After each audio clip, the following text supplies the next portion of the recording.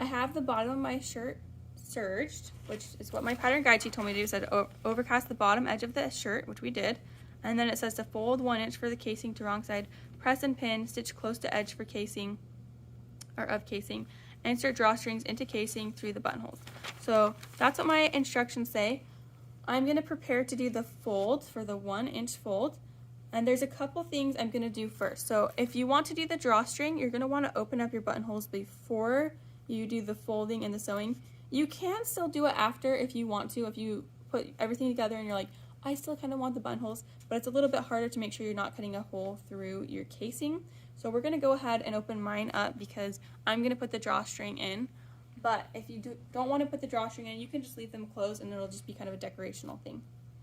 All right, let's go over how to open up these buttonholes. So if you don't want to open up the buttonholes, then you can just skip this part of the video. But if you do want to open them up, then I will go over this for you. So I'm going to put a pin in at the top because I'm going to use my seam ripper to cut it open. And I want to make sure that I don't accidentally cut all the way through the top of my buttonhole because that would go through my stitching and ruin my buttonhole. So I'll take this pin. It's going to be kind of like my safety.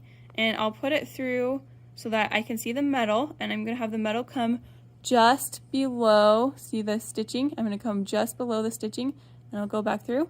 So I have that pin in place, so it's going to be my stopper. It's going to stop me from cutting through the top of my buttonhole. Then I'm going to take my seam ripper here and I'm going to poke it through the bottom of my buttonhole, so just above the bottom stitches. So I'm going to poke it through, and then I'm going to try and poke it through just below my pin. So if you look in here, just below my pin, I might go up even more if I can. And I'm just gonna, once I poke it through just below my pin, I'm making sure that I'm not gonna go through those top stitches that you can see. And then I'll just push it like that. Sorry, you got bumped a little. And then I have my open buttonhole.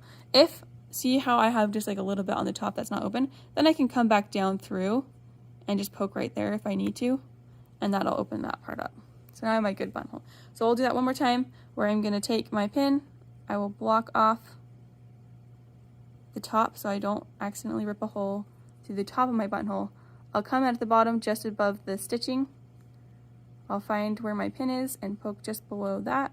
Oh, I came out. I'm going to just do that again. And then you're just going to push through and your seam ripper will cut all that fabric in between. So now I have 2 open buttonholes ready for my drawstrings.